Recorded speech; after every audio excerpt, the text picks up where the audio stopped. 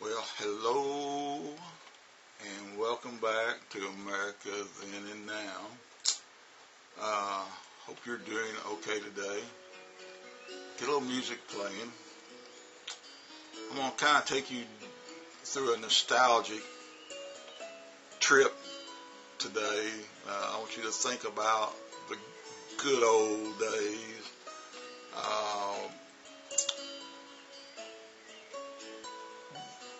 One of the things, growing up, and it's not that I'm that old, and we're not really going back that far, but for some of you, we are going back far.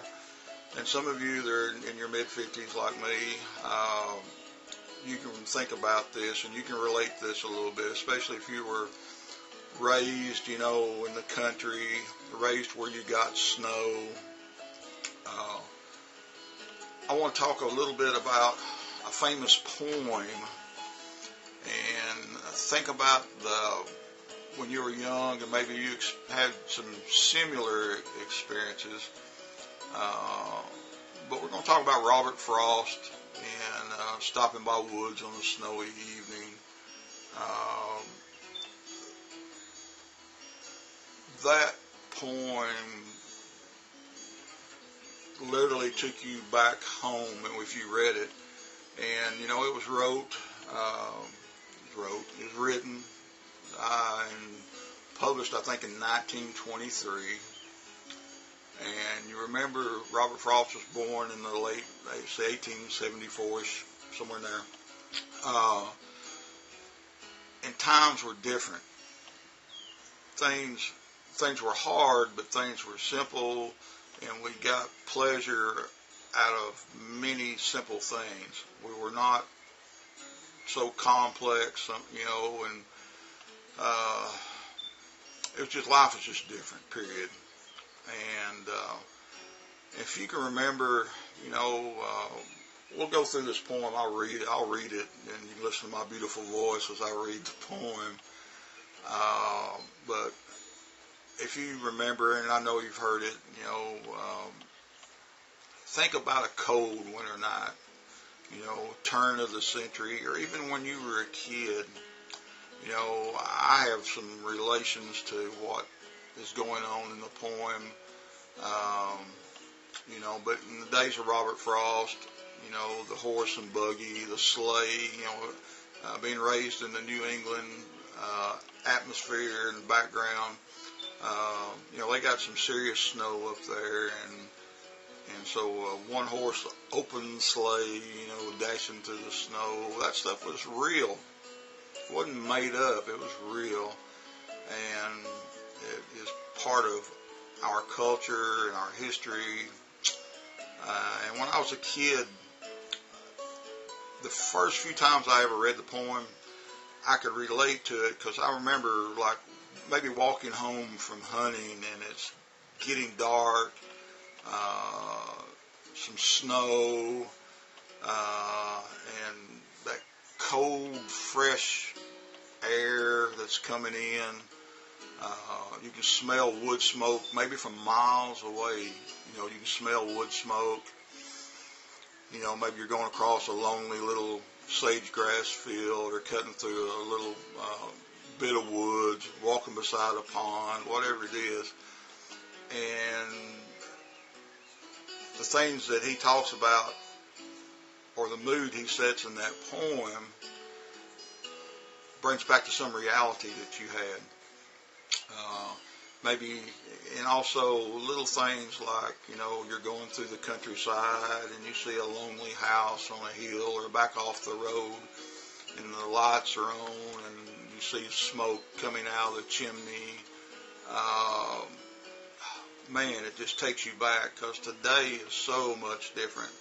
And our rural America is not the rural America as it was when we were a kid. Things have changed so greatly, and there's still lots of good memories to be had. But the poem really exemplifies a period in our life, a period in American history. Now let's look at this here. We'll kind of go through it. Whose woods these are, I think I know. His house is in the village, though. He will not see me stopping here to watch his woods fill up with snow. You know, like I said, that brings back those memories. You know, it's starting to snow outside, and the little branches are gathering snow on top of them. Maybe the ground is starting to get white. So here we go. We're setting a mood. My little horse must think it queer to stop without a farmhouse near. Between the woods and frozen lake, the darkest evening of the year. Wow. How descriptive was that? You know, he takes the time to think about what's that horse thinking. He stops and he's watching it snow. And he's watching it snow in these woods. But Robert Frost takes the time to think about what the horse is thinking about. So cool. Just tremendous. The darkest evening of the year. So now that puts another, it's no, you know, maybe no, there's no moonlight. It's very, very dark. He gives his harness bells a shake to ask if there is some mistake. The only other sound or sounds the sweep of easy wind and downy flake. Oh my gosh. So now you have the vision of the snow coming down, big flakes, and they touch you, touch your hat, or touch your face. The breeze that's created by the front of the snowfall.